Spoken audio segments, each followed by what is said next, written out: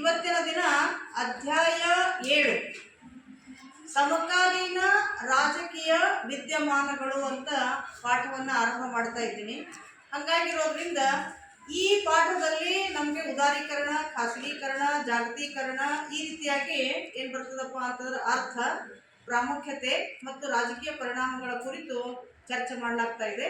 So ಹಾಗಾಗಿರೋದ್ರಿಂದ ಇವತ್ತಿನ ಜನ specially ಉದಾರೀಕರಣ ಅದರದ್ದೇ ಆದಂತಹ ಪ್ರಾಮುಖ್ಯತೆಯ ಕುರಿತು ನಾನೇನು ಮಾಡ್ತಾ ಇದ್ದೀನಿ, ಚರ್ಚೆ ಮಾಡ್ತಾ ಇದ್ದೀನಿ. ಈಗಾಗಲೇ ತಮಗೆ ಫಸ್ಟ್ PUC ಅಲ್ಲಿರುವಾಗ ಎಕನಾಮಿಕ್ಸ್ ಅಲ್ಲಿ ಏನು ಬಂದದಪ್ಪ ಅಂತಂದ್ರೆ ಉದಾರೀಕರಣದ ಅರ್ಥ, ಉದಾರೀಕರಣ ಎಂದರೇನು ಅಂತ.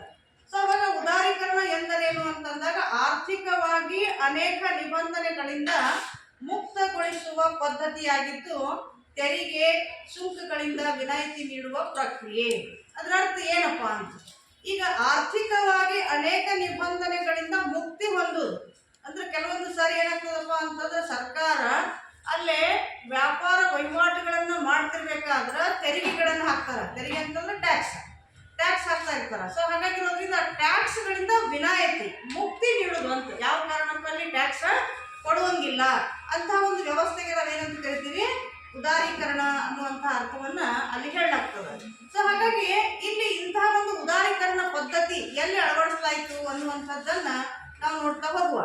ಮೊದಲನೇದಾಗಿ ಬ್ರಿಟನ್ ಒಳಗೆ 18ನೇ ಶತಮಾನದೊಳಗೆ ಮುಕ್ತ ವ್ಯಾಪಾರ ನೀತಿ ಎನ್ನುವಂತಹ ರೀತಿಯಲ್ಲಿ, ಅದಕ್ಕೆ ಇಂಗ್ಲಿಷ್ನಲ್ಲಿ ಲೆಸಸ್ ಫೇರ್ ಅಂತ ಕರೀತಾರೆ. ಇದನ್ನು ಪರೀಕ್ಷೆ ಒಳಗೆ ನಿಮ್ಗೆ ಕೇಳ್ತಾರೆ, ಲೆಸಸ್ ಫೇರ್ ಎಂದರೇನು ಅಂತ. ಲೆಸಸ್ ಫೇರ್ ಅಂತಂದ್ರೆ ಮುಕ್ತ ವ್ಯಾಪಾರ ನೀತಿ, ಯಾರು ಬೇಕಾದವರು ಅಲ್ಲಿ ಬಂದು ಏನು ಮಾಡ್ಬೋದು, ವ್ಯಾಪಾರ ಮಾಡ್ಕೊಂಡು ಹೋಗ್ಬೋದು ಅನ್ನುವಂಥ ಅರ್ಥವನ್ನ ಇಲ್ಲಿ ಏನು ಮಾಡ್ತದ, ಕೊಡ್ಲಾಗ್ತದ. ಸೊ ಹಾಗಾಗಿರೋದ್ರಿಂದ ಇದು ಎಷ್ಟನೇ ಶತಮಾನದಾಗ ಐತಪ್ಪ ಅಂತಂದ್ರೆ 18ನೇ ಶತಮಾನದೊಳಗೆ ಅದು ಬ್ರಿಟನ್ನಲ್ಲಿ ಆಗ್ಯದ ಈ ವ್ಯವಸ್ಥೆ. ಇನ್ನು ನಮ್ಮ ಭಾರತ ದೇಶಕ್ಕೆ ಸಂಬಂಧಿಸಿದಂಗೆ ನಾವು ನೋಡಿದ್ದಾದ್ರೆ 1985 ರಾಜೀವ್ ಗಾಂಧಿ ಹೆಸರು ಕೇಳಿದಿರಿ ನೀವು, ದೇಶದ ಪ್ರಧಾನಿ, ಮಾಜಿ ಪ್ರಧಾನಿ.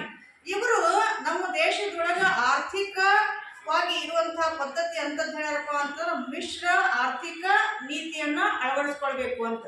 ಹಂಗಂದ್ರೆ ಏನು ಅಂತ ಅಂದ್ರೆ ಬರೀ ನೌಕರಿ ಅಷ್ಟ ಮಾಡೋದಲ್ರಿ, ನೌಕರಿ ಜೊತೆಗೆ ವ್ಯವಸಾಯ ಮಾಡೋದು, ಬಿಸ್ನೆಸ್ ಹಾಕೊಳ್ಳೋದು, ಹಿಂಗೆ ಒಬ್ಬೊಬ್ರು ಒಂದೊಂದು ರೀತಿಯಲ್ಲಿ ನಾವು ಏನು ಮಾಡ್ಬೇಕಾಗಿದಪ್ಪ ಅಂತಂದ್ರೆ ಎಲ್ಲ ರೀತಿಯಾದಂಥ ವ್ಯವಸ್ಥೆಯೊಳಗೆ ನಾವು ಕೆಲಸ ಮಾಡ್ತಾ ಹೋಗಿದ್ದಾದ್ರೆ ಆರ್ಥಿಕವಾಗಿ ಪ್ರಗತಿ ಹೊಂದಲಿಕ್ಕೆ ಸಾಧ್ಯ ಇದೆ ಅನ್ನೋ ಸಲುವಾಗಿ ಏನು ಮಾಡಿದ್ರಪ್ಪ ಅಂತಂದ್ರೆ ಇಂಥದ್ದೊಂದು ನೀತಿಯನ್ನು ಅಳವಡಿಸಿದ್ರು. ನಾವೀಗ ಏನು ಮಾಡ್ತೀವಪ್ಪ ಅಂದ್ರೆ, ಈಗ ಒಬ್ರು ವ್ಯಾಪಾರ ಮಾಡೋಕ್ಕಾದ್ರೆ ವ್ಯಾಪಾರ ಮಾಡ್ತಾರೆ, ಬೇರೆ ಕೆಲಸ ಮಾಡಲ್ಲ. ಅಥವಾ ಯಾರಾದ್ರೂ ವ್ಯವಸಾಯ ಮಾಡ್ತಾ ಇದ್ರೆ ಅವ್ರು ವ್ಯವಸಾಯ ಮಾಡ್ತಾರೆ, ಬೇರೆ ಏನೋ ಕೆಲಸ ಮಾಡಲ್ಲ. ಸರ್ಕಾರಿ ನೌಕರಿ ಮಾಡ್ತಾ ಇದ್ರಪ್ಪ ಅಂದ್ರೆ ಬೇರೆ ಯಾವ ಕೆಲಸ ಮಾಡಲ್ಲ. ಹಂಗಾಗಬಾರ್ದು, ಎಲ್ಲ ಕೆಲಸಗಳನ್ನು ಒಬ್ಬೊಬ್ರು ಪ್ರತಿಯೊಬ್ಬರು ಮಾಡಲಿಕ್ಕೆ ವ್ಯವಸ್ಥೆ ಮಾಡಿದ್ದಾದ್ರೆ ಅಲ್ಲಿ ಏನಾಗ್ತದಪ್ಪ ಅಂತಂದ್ರೆ ಆರ್ಥಿಕವಾಗಿ ಅಲ್ಲಿ ಹಣಕಾಸಿನ ದೃಷ್ಟಿಯಿಂದ ನಾವು ಅಭಿವೃದ್ಧಿ ಹೊಂದಲಿಕ್ಕೆ ಸಾಧ್ಯ ಆಗ್ತದೆ ಅನ್ನುವಂಥ ಮಾತನ್ನ ಹೇಳಿದ್ದಾರೆ. ಇನ್ನು ನಮ್ಮ ಭಾರತ ದೇಶದೊಳಗೆ 1991 ಆರ್ಥಿಕವಾಗಿ ಬಹಳಷ್ಟು ಸಮಸ್ಯೆ ಆಯಿತು, ಹಣ ಇಲ್ಲ ಅನ್ನುವಂಥ ರೀತಿಯೊಳಗೆ. ಅವಾಗ ಸಾಲ ಮಾಡುವಂಥ ಪರಿಸ್ಥಿತಿ ಬಂತ್ರಿ. ಅವಾಗ ಬಂಗಾರವನ್ನ ಅಡಮಾನ ಇಟ್ಟು, ಅಡಮಾನ ಅಂತಂದ್ರೆ ಗೊತ್ತಾಗ್ತದೆ ನಿಮ್ಗೆ, ಅಡವಿಟ್ಟು ಅಂತ ಅಂದ್ರೆ ನಾವು ಒತ್ತಿ ಇಡ್ತೀವಿ ಅಂತ ಹೇಳ್ತೀವಿ ನೋಡಿ, ಉತ್ತರ ಕರ್ನಾಟಕದ ಭಾಷೆಯೊಳಗೆ ಏನಂತೀವಿ, ಬಂಗಾರ ಒತ್ತಿ ಇಟ್ಟಿವ್ರಿ, ರೊಕ್ಕ ತಗೊಂಡು ಬಂದೀವ್ರಿ ಅಂತ. ಹಂಗ ನಮ್ಮ ದೇಶದವರು ಬಂಗಾರವನ್ನ ಅಡಮಾನ ಇಟ್ಟು ಯಾವ್ಯಾವ ಬ್ಯಾಂಕ್ನಿಂದ ಸಾಲ ತಗೊಂಡಿದಾರಪ್ಪ ಅಂತಂದ್ರೆ ಯೂನಿಯನ್ ಬ್ಯಾಂಕ್ ಆಫ್ ಸ್ವಿಟ್ಜರ್ಲ್ಯಾಂಡ್ ಒಳಗೆ. ಯಾವ bank? Union bank of Switzerland. ಅದೇ ರೀತಿಯಾಗಿ ಬ್ಯಾಂಕ್ ಆಫ್ ಇಂಗ್ಲೆಂಡ್ ಮತ್ತು ವಿಶ್ವ ಬ್ಯಾಂಕ್, IMF ಅನ್ನೋ ರೀತಿಯಲ್ಲಿ ಬ್ಯಾಂಕ್ ಒಳಗೆ ಟೋಟಲ್ ಆಗಿ 7 ಬಿಲಿಯನ್ ಸಾಲ ತಗೊಂಡ್ರಿ. ಸೊ ಇಂಥ ಒಂದು ವ್ಯವಸ್ಥೆ ಆಗಬಾರ್ದು ಅನ್ನೋ ಕಾರಣಕ್ಕಾಗಿ ನಮ್ಮಲ್ಲಿ ಏನು ಮಾಡಿದೀವಪ್ಪ ಅಂತಂದ್ರೆ ಭಾರತದೊಳಗೂ ಸಹಿತ ಉದಾರೀಕರಣ ನೀತಿಯನ್ನ ಅಳವಡಿಸಿಕೊಂಡಿದ್ದಾಯ್ತು. ಇನ್ನು ಉದಾರೀಕರಣದ ಪ್ರಾಮುಖ್ಯತೆಯನ್ನು ನಾನೇನು ಮಾಡ್ತಾ ಇದ್ದೀನಿ, ತಿಳಿಸ್ಕೊಡ್ತಾ ಇದ್ದೀನಿ. ಯಾಕೆ ಅವಶ್ಯಕತೆ ಅದ ಉದಾರೀಕರಣ, ಅದರಿಂದ ಏನು ಲಾಭ ಅದ ಅನ್ನುವಂಥದ್ದು ಕುರಿತು ನಾವು ಹೇಳ್ತಾ ಹೋಗ್ತಾ ಇದ್ದೀವಿ. ಅದರಲ್ಲಿ ಮೊದಲನೇದಾಗಿ ನೋಡ್ರಿ, ಗ್ರಾಹಕ ಸ್ನೇಹಿ ಅಂತ ಹೇಳ್ತದೆ. ಗ್ರಾಹಕ ಅಂತಂದ್ರೆ ನಾವು ಕೊಂಡು ತಗೊಳ್ಳೋರಿಗೆ ನಾವೇನಂತ ಕರಿತೀವಿ, ಗ್ರಾಹಕರು ಅಂತ ಹೇಳ್ತೀವಿ. ಗ್ರಾಹಕರಿಗೆ ಸ್ನೇಹಿ ಅಂತ ಅಲ್ಲಿ ಯಾಕೆ ಹೇಳಿದಾರಪ್ಪ ಅಂತಂದ್ರೆ ನಮಗೆ ಆಯ್ಕೆ ಮಾಡ್ಲಿಕ್ಕೆ ಅವಕಾಶಗಳು ಭಾಳ ಆಗಿದಾವೆ. ಯಾಕಪ್ಪ ಅಂತಂದ್ರೆ ಯಾವುದೇ ಒಂದು ವಸ್ತು ನಾವು ತಗೊಳ್ತಿರ್ಬೇಕಾದ್ರೆ ನಮ್ಮ ದೇಶದ್ದು, ನಮ್ಮ ಊರಾಗ ತಯಾರಾಗಿರುವಂಥ ವಸ್ತು ಅಷ್ಟೇ ಸಿಗಲ್ಲ ನಮಗೆ. ಬೇರೆ ಬೇರೆ ದೇಶ ವಿದೇಶಗಳಿಗೆ ಸಂಬಂಧಿಸಿದಂಗ ಎಲ್ಲ ವಸ್ತು ನಮ್ಮ ಎದುರಿಗೆ ಕಾಣಿಸ್ತಾ ಇದೆ. ಹಾಗಾಗಿ ನಮ್ಗೆ ಪರ್ಚೇಸ್ ಮಾಡುವಾಗ ನಾವು ಆರಾಮಾಗಿ ಯಾವ್ದು ಬೇಕು ಅದನ್ನ ತಗೊಳ್ಳಿಕ್ಕೆ ಅನುಕೂಲ ಆಗ್ತದೆ.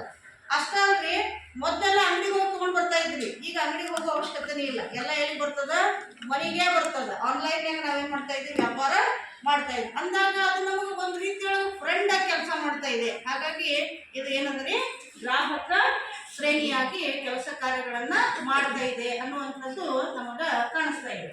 ಇನ್ನು ಎರಡನೇದಾಗಿ ಸರ್ಕಾರದ ನೀತಿಗಳಿಂದ ಮುಕ್ತ ಅಂತ ಅಂದ್ರೆ ಸರ್ಕಾರ ಏನ್ ಮಾಡ್ತದಪ್ಪ ಅಂತಂದ್ರೆ ಎಲ್ಲಾ ವ್ಯಾಪಾರ ವಹಿವಾಟ ಸಂಸ್ಥೆಗಳು ಸಂಘಗಳು ಏನೇ ಇರಲಿ ಅವ್ರ ಮೇಲೆ ಒಂದಿಲ್ಲ ಒಂದು ರೀತಿಯಾದಂತ ಸರ್ಕಾರ ತನ್ನದೇ ಆದಂತ ಕಾನೂನುಗಳನ್ನ ಅಳವಡಿಸ್ತಾ ಇತ್ತು. ಅದು ಯಾವಾಗ ಉದಾರೀಕರಣ ಆಯ್ತು ಅವಾಗ ಇದೇನಾಯ್ತಪ್ಪ ಅಂತಂದ್ರೆ ಎಲ್ಲಾ ನೀತಿಗಳಿಂದ ಎಲ್ಲಾ ರೀತಿಗಳಿಂದ ಕಾನೂನುಗಳಿಂದ ಮುಕ್ತಿಯನ್ನು ಹೊಂದುವಂತ ವ್ಯವಸ್ಥೆ ಮಾಡ್ಲಾಯ್ತು ಅಂತ ಇಲ್ಲಿ ತೋರಿಸ್ತದೆ. ಇನ್ನು ಅದೇ ರೀತಿಯಾಗಿ ಪೈಪೋಟಿಯನ್ನು ಉತ್ತೇಜಿಸುತ್ತದೆ. ಪೈಪೋಟಿ ಅಂತಂದ್ರ ಇಲ್ಲಿ ಸ್ಪರ್ಧೆ ಏನ್ರಿ ಸ್ಪರ್ಧೆ. ಈಗ ಯಾವುದೇ ಒಂದು ವಸ್ತು ತಯಾರಾಯ್ತಪ್ಪ ಅಂತಂದ್ರೆ ಅದರಂಥದ್ದೇ ಇನ್ನೊಂದು ವಸ್ತು ತಯಾರ ಮಾಡ್ತಾ ಇದ್ದಾರೆ. ಈಗ ಅಷ್ಟೇ ಅಲ್ರಿ, ಇವತ್ತು ನಮ್ಮ ರಾಷ್ಟ್ರ ಬೇರೆ ರಾಷ್ಟ್ರ ಜೊತೆಗೆ ಬೇರೆ ರಾಷ್ಟ್ರದವ್ರು ನಮ್ಮ ಜೊತೆಗೆ ಹಿಂಗ ಒಬ್ರಿಗೊಬ್ರು ಏನ್ ಮಾಡ್ತಾ ಇದ್ದಾರಪ್ಪ ಅಂತಂದ್ರೆ ವ್ಯಾಪಾರ ವಹಿವಾಟು ಮಾಡ್ತಿರ್ಬೇಕಾದ್ರೆ ನನ್ನ ವಸ್ತು ಸೇಲ್ ಆಗಲಿ, ನನ್ನ ವಸ್ತು ಎಲ್ಲಕ್ಕಿಂತ ಚಲೋ ಆಗಲಿ ಅಥವಾ ಒಳ್ಳೇದಾಗಲಿ ಪ್ರೊಡಕ್ಷನ್ ಮಾಡ್ತಿರ್ಬೇಕಾದ್ರೆ ಈ ರೀತಿಯಾಗಿ ವಿಚಾರ ಮಾಡ್ತಾರೆ. ಅಷ್ಟಲ್ರಿ, ಕಡಿಮೆ ರೊಕ್ಕದಾಗ ಅತಿ ಹೆಚ್ಚಿಗೆ ವ್ಯಾಪಾರ ಆಗುವಂಗ ವಸ್ತುಗಳನ್ನ ತಯಾರು ಮಾಡಿ ಜನರ ಎದುರಿಗೆ ಇಡ್ತಾ ಇದ್ದಾರೆ. ಸೊ ಹಂಗಾಗಿ ಅಲ್ಲಿ ಏನಾಗ್ತದಪ್ಪ ಅಂತಂದ್ರೆ ಇಲ್ಲೇ ಸ್ಪರ್ಧೆ ಮಾಡುವಂತ ಮನೋಭಾವನೆ ಎಲ್ಲಾ ವ್ಯಾಪಾರಸ್ಥರಲ್ಲಿ ಬಂದ್ಬಿಡ್ತದೆ. ಎಲ್ಲ ಒಂದು ಖಜಾನೆಯನ್ನ ಅಲ್ಲಿ ಅಳವಡಿಸಿಕೊಂಡು ವ್ಯಾಪಾರವನ್ನು ಮಾಡ್ಲಿಕ್ಕೆ ಪ್ರಯತ್ನ ಮಾಡ್ತಾ ಇದ್ದಾರೆ. ಸೊ ಹಾಗಾಗಿ ಏನಾಗ್ತದೆ ಪೈಪೋಟಿಯನ್ನು ಉತ್ತೇಜಿಸುತ್ತದೆ ಅಂತಂದ್ರೆ ಸ್ಪರ್ಧೆ ಮಾಡ್ಲಿಕ್ಕೆ ಅವಕಾಶ ಕೊಡ್ತಾ ಇದೆ. ಇನ್ನ ವಿಶ್ವ ಉದ್ಯಮಿಗಳ ದರ್ಜೆಯನ್ನ ಉತ್ತೇಜಿಸುತ್ತದೆ ಅಂತ ಹೇಳ್ತಾರೆ. ಉದ್ಯಮಿಗಳು ಯಾರು ಸಿಕ್ಕಾಪಟ್ಟೆ ರೊಕ್ಕ ಹಾಕಿ ದೊಡ್ಡ ದೊಡ್ಡ ಇಂಡಸ್ಟ್ರಿಗಳನ್ನ ಮತ್ತ ಕಾರ್ಖಾನೆಗಳನ್ನ ತಯಾರಿ ಮಾಡಿ ಏನ್ ಮಾಡ್ತಿರ್ತಾರಪ್ಪ ಅಂತಂದ್ರ ಅಲ್ಲಿ ಕೆಲಸವನ್ನ ಮಾಡಿಸ್ತಾ ಇರ್ತಾರ. ಅಂಥವ್ರು ನಮ್ಮ ದೇಶದೊಳಗೆ ಅಷ್ಟ ಅಲ್ರಿ, ಬೇರೆ ಬೇರೆ ರಾಷ್ಟ್ರಗಳಿಗೂ ಅವರು ಸ್ಪಷ್ಟವಾಗಿ ಅಲ್ಲಿ ಕೊಟ್ಟಿದ್ದಾರೆ ನೋಡ್ರಿ, ವಿಶ್ವ ಉದ್ಯಮಿಗಳ ಅಂತ. ಬೇರೆ ಬೇರೆ ರಾಷ್ಟ್ರದವ್ರು ನಮ್ಮ ದೇಶದಾಗೂ ಬರ್ಬೋದ್ರಿ, ನಮ್ಮ ದೇಶದವ್ರು ಬೇರೆ ರಾಷ್ಟ್ರಕ್ಕೂ ಅಲ್ಲಿ ಹೋಗ್ಬೋದು. ಹೋಗಿ ತನ್ನದೇ ಆದಂತ ಹಣವನ್ನ ಬಂಡವಾಳವನ್ನ ಕೂಡಿ ಅಲ್ಲಿ ಏನ್ ಮಾಡ್ತಾರಪ್ಪ ಅಂತಂದ್ರ ಈ ಒಂದು ಅವಕಾಶ ಮಾಡಿಕೊಡ್ತಾ ಇದ್ದಾರೆ ಜನರಿಗೆ. ಹಾಗಾಗಿ ಅವ್ರದೇ ಆದಂತ ಸ್ಟೇಟಸ್ ದರ್ಜೆ ಅಂತ ಹೇಳ್ತಾ ಇರ್ತಾರೆ ನೋಡ್ರಿ, ಅಲ್ಲಿ ಅವಕಾಶ ಸಿಗ್ತದ, ಹೆಚ್ಚಿಗೆ ಅವ್ರದೇ ಆದಂತ ಸ್ಥಾನಮಾನ ಗಳಿಸ್ತದ ಅನ್ನುವಂತ ರೀತಿಯಲ್ಲಿ ಇಲ್ಲಿ ಹೇಳ್ತಾ ಇದ್ದಾರೆ. ಇನ್ನ ಖಾಸಗಿ ಹೂಡಿಕೆದಾರರ ಸಂಸ್ಥೆಗಳನ್ನ ಉನ್ನತೀಕರಿಸುತ್ತದೆ ಅಂತ. ಖಾಸಗಿಯಾಗಿ ಇಲ್ಲಿ ಸಾಕಷ್ಟು ಶ್ರೀಮಂತರಿದ್ದಾರೆ, ವೈಯಕ್ತಿಕವಾಗಿ ಖಾಸಗಿಯಾಗಿ ಅಂತಂದ್ರೇನು ವೈಯಕ್ತಿಕವಾಗಿ ಇಲ್ಲಿ ಏನ್ ಮಾಡ್ತಾ ಇದಾರಪ್ಪ ಅಂತಂದ್ರೆ ಸಂಸ್ಥೆಗಳನ್ನ ತೆಗಿಲಿಕ್ಕೆ. ಈಗ ಫಾರ್ ಎಕ್ಸಾಂಪಲ್ ಎಜುಕೇಶನ್ಗೆ ಸಂಬಂಧಿಸಿದಂತ ಸಂಸ್ಥೆಗಳು ಹುಟ್ಟಿಕೊಳ್ತಾವ್ರಿ, ಕೋಆಪರೇಟಿವ್ ಸೊಸೈಟಿಗಳು ಹುಟ್ಟುತ್ತಿರ್ತಾವ. ಇಂಥ ಸಂಸ್ಥೆಗಳಿಗೆ ಹುಟ್ಟಬೇಕು ಅಂತಂದ್ರೆ ಅದಕ್ಕೆ ಮೊದಲೇ ಮತ್ತು ಬಂಡವಾಳ ಬೇಕಾಗ್ತದೆ. ಸೊ ಹಂಗಾಗಿ ಅಂದ್ರೆ ಹಣ ಬೇಕು ಅಂತ ಹಣವನ್ನ ಹಾಕಿ ಏನ್ ಮಾಡ್ತಾ ಇದಾರ ಸಂಸ್ಥೆಗಳನ್ನ ಉನ್ನತೀಕರಿಸಿಕೊಳ್ತಾ ಇದಾರ, ಅಂದ್ರೆ ಬೆಳವಣಿಗೆಯನ್ನ ಮಾಡ್ತಾ ಇದಾರ. ಅಂದ್ರೆ ಈಗ ಎಕ್ಸಾಂಪಲ್ ಈಗ ಒಂದು ಪ್ರೈವೇಟ್ ಸಂಸ್ಥೆ ಅದ ಅಂತಂದಾಗ, ಶಿಕ್ಷಣ ಸಂಸ್ಥೆ ಇದ್ದಾಗ ಅಲ್ಲಿ ಏನ್ ಮಾಡ್ತಾರಪ್ಪ ಅಂತಂದ್ರೆ ಉತ್ತಮ ಗುಣಮಟ್ಟದ ಉಪನ್ಯಾಸಕರನ್ನ ನೇಮಕ ಮಾಡ್ತಾರ, ಲೈಬ್ರರಿ ತಯಾರು ಮಾಡ್ತಾರ. ಅದೇ ರೀತಿಯಾಗಿ ಎಲ್ಲಾ ಶೌಚಾಲಯಗಳನ್ನ ಅಥವಾ ಇನ್ನುಳಿದ ಎಲ್ಲಾ ವ್ಯವಸ್ಥೆಗಳನ್ನ ಬೇಸಿಕ್ ನೀಡ್ಸ್ ಏನದ ಎಲ್ಲವುಗಳನ್ನು ಕೊಟ್ಟು ಪ್ರಗತಿಯನ್ನು ಮಾಡ್ಲಿಕ್ಕೆ ಏನ್ ಮಾಡ್ತದೆ ಅವಕಾಶಗಳನ್ನ ಕಲ್ಪಿಸಿ ಕೊಡ್ತಾ ಇದೆ. ಸೊ ಹಾಗಾಗಿ ಇಲ್ಲಿ ಉನ್ನತೀಕರಿಸುತ್ತದೆ ಅನ್ನುವಂಥ ಪದವನ್ನ ಇಲ್ಲಿ ಬಳಸಲಾಗ್ತಾ ಇದೆ. ಇನ್ನು ಅದೇ ರೀತಿಯಾಗಿ ಆರ್ಥಿಕ ಪ್ರಗತಿ ಸಾಧಿಸುತ್ತದೆ ಅಂತ ಏನ್ರಿ, ಆರ್ಥಿಕ ಪ್ರಗತಿ ಸಾಧಿಸುತ್ತದೆ ಅಂದ್ರೆ ಹಣಕಾಸಿನ ದೃಷ್ಟಿಯಿಂದ ನಮ್ಮ ರಾಷ್ಟ್ರ ಅಥವಾ ಯಾವುದೇ ರಾಷ್ಟ್ರ ಈ ಉದಾರೀಕರಣವನ್ನು ಅಳವಡಿಸಿಕೊಂಡಿದ್ದೇ ಆದ್ರೆ ಬಹಳಷ್ಟು ಪ್ರಗತಿಯನ್ನ ಹೊಂದಲಿಕ್ಕೆ ಸಾಧ್ಯ ಆಗ್ತದೆ ಅನ್ನುವಂಥ ರೀತಿಯಲ್ಲಿ ಹೇಳ್ತಾ ಇದ್ದಾರೆ. ಯಾಕಂತಂದ್ರೆ ಇವ್ರು ನೋಡ್ರಿ, ಒಂದು ದೇಶದಿಂದ ಇನ್ನೊಂದು ದೇಶಕ್ಕೆ ದುಡಿಲಿಕ್ಕೂ ಹೋಗ್ತಾರೆ, ಅಲ್ಲಿಯೂ ಹಣ ಬರ್ತದೆ. ಈಗಾಗಲೇ ನಿಮ್ಗೆ ಗೊತ್ತದ, ಬೇರೆ ರಾಷ್ಟ್ರಕ್ಕೆ ಹೋಗಿ ಇಂಜಿನಿಯರ್ಸು ಡಾಕ್ಟರ್ಸು ಅಥವಾ ಎಂತಿಂಥ ವಿಜ್ಞಾನಿಗಳು ಅತಿ ಹೆಚ್ಚಿಗೆ ಕಲ್ತಂಥವ್ರು ಎಲ್ಲಿಗೆ ಹೋಗ್ತಾ ಇದ್ದಾರಪ್ಪ ಅಂತಂದ್ರೆ ಬೇರೆ ಕಡೆ ಹೋಗ್ತಾರ. 5 ಲಕ್ಷ 10 ಲಕ್ಷ ಈ ರೀತಿಯಾಗಿ ಅಲ್ಲಿ ಸ್ಯಾಲರಿ ತಗೊಳ್ತಾರೆ. ಹಾಗಾಗಿ ಅಲ್ಲೂ ಸಹಿತ ಹಣಕಾಸಿನ ದೃಷ್ಟಿಯಿಂದ ಪ್ರಗತಿ ಹೊಂದಲಿಕ್ಕೆ ಆಗ್ತದೆ. ಅಥವಾ ಇಲ್ಲಿ ಬೆಳೆದಂಥ ವಸ್ತು ಬೇರೆ ರಾಷ್ಟ್ರಕ್ಕಲ್ಲೇ ವ್ಯಾಪಾರ ಮಾಡಿದ್ದಾದ್ರೆ ಅಲ್ಲಿ ಸಹಿತ ಏನಾಗ್ತದಪ್ಪ ಅಂತಂದ್ರೆ ಹಣಕಾಸಿನ ದೃಷ್ಟಿಯಿಂದ ಅಭಿವೃದ್ಧಿ ಆಗ್ಲಿಕ್ಕೆ ಸಾಧ್ಯ ಆಗ್ತದೆ. ಅಂದ್ರೆ ಬಡತನ ಉಳಿಯಂಗಿಲ್ಲ, ಅಲ್ಲಿ ಏನಾಗ್ತದ ಹಣಕಾಸಿನ ದೃಷ್ಟಿಯಿಂದ ನಾವೇನಾಗ್ತೀವಿ ಆರ್ಥಿಕವಾಗಿ ಪ್ರಗತಿ ಹೊಂದಲಿಕ್ಕೆ ಅವಕಾಶ ಆಗ್ತದ. ಯಾವುದರಿಂದ? ಉದಾರೀಕರಣದಿಂದಾಗಿ.